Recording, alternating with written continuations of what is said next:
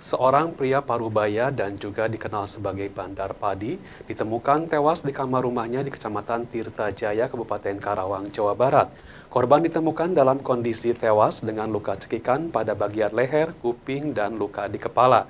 Petugas Kepolisian Satuan Reserse Kriminal dan tim Inafis Polres Karawang datang ke lokasi kejadian dan langsung melakukan olah tempat kejadian perkara. Jumat malam, warga Dusun Neglasari, Desa Tambak Sari, Kecamatan Tirta Mulia, Kabupaten Karawang, dihebohkan dengan penemuan mayat yang diduga merupakan korban pembunuhan. Korban diketahui bernama Muhammad Ota, 65 tahun, yang sehari-hari diketahui merupakan seorang bandar padi. Korban pertama kali ditemukan oleh istrinya yang saat itu tidur di ruang sebelah bersama anaknya. Saat melihat suaminya, korban sudah dalam keadaan tewas dengan kondisi luka cekikan di bagian lehernya dan luka pada kepalanya akibat hantaman benda tumpul.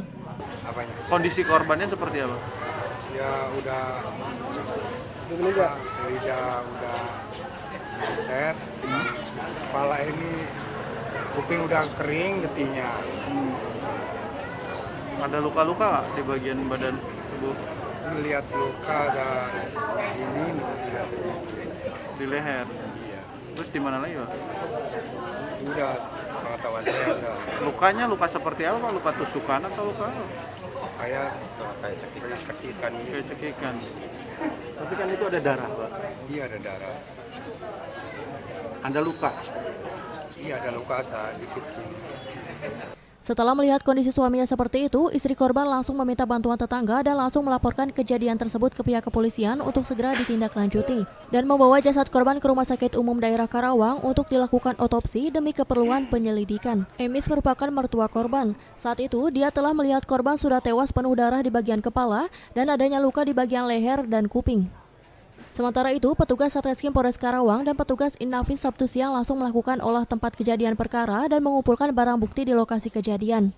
Di mana sebelumnya petugas sudah memeriksa 2 orang saksi di Mapolres Karawang, kuat dugaan korban merupakan korban pembunuhan.